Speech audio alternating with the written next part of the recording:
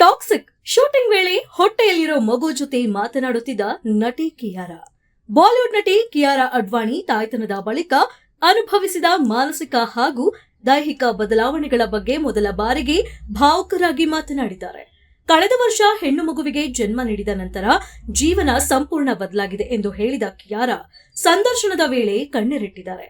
ರಾಜೇಶ್ ಅಮಾನಿ ಜೊತೆಗಿನ ಸಂಭಾಷಣೆಯಲ್ಲಿ ಮಾತನಾಡಿದ ಕಿಯಾರಾ, ತಾಯಿಯಾಗುವ ಮೊದಲು ಮತ್ತು ನಂತರ ನಾನು ಸಂಪೂರ್ಣ ಬೇರೆ ವ್ಯಕ್ತಿಯಾಗಿದ್ದೇನೆ.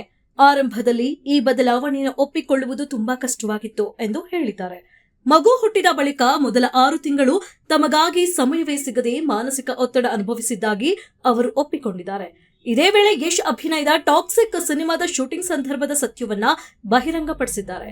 ಸುಮಾರು 7 ತಿಂಗಳ ಗರ್ಭಿಣಿಯಾಗಿದ್ದರೂ ಕಠಿಣ ಸಾಹಸ ದೃಶ್ಯಗಳಲ್ಲಿ ಭಾಗವಹಿಸಿದ್ದಕ್ಕಾಗಿ ಕಿಯಾರಾ ತಿಳಿಸಿದ್ದಾರೆ. ಈ ವಿಷಯ ನಿರ್ದೇಶಕ ಮತ್ತು ನಿರ್ಮಾಪಕರಿಗೆ ಮಾತ್ರ ಗೊತ್ತಿತ್ತು ಎನ್ನಲಾಗಿದೆ.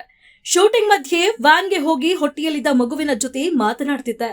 ಅಮ್ಮ ಕೇವಲ ನಟನೆ ಮಾಡ್ತಿದ್ದಾಳೆ, ಇದು ನಿಜ ಅಲ್ಲ ಎಂದು ಮಗುವಿಗೆ ಹೇಳ್ತಿದ್ದೆ ಎಂದು ಆ ದಿನಗಳನ್ನ ನೆನೆದು ಭಾವುಕರಾದ್ರು.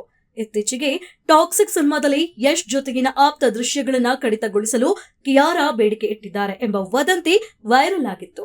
ಆದ್ರೆ ಈ ಕುರಿತು ಸ್ಪಷ್ಟನೆ ನೀಡಿದ ನಟಿ, ಅವು ಎಲ್ಲವೂ ಅಸಂಬದ್ಧ ಮಾತುಗಳು ಎಂದು ತಳ್ಳಿ ಹಾಕಿದ್ದಾರೆ.